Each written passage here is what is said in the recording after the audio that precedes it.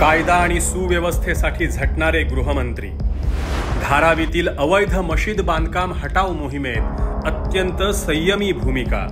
अशी विनंती आली होती की ईद झाल्यानंतर हे अतिक्रमण काढण्यात येईल।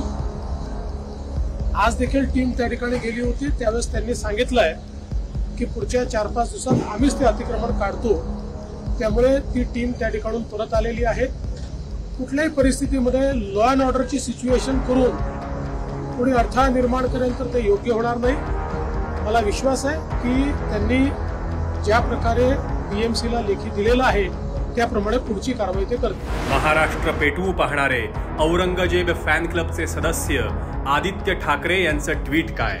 धारावी आणि मुंबईची एकता भंग करण्यासाठी काल दंगल घडवण्याचा प्रयत्न झाला।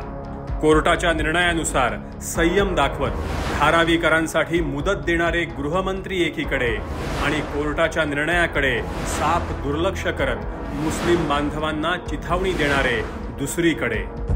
फरक स्पष्ट आहे।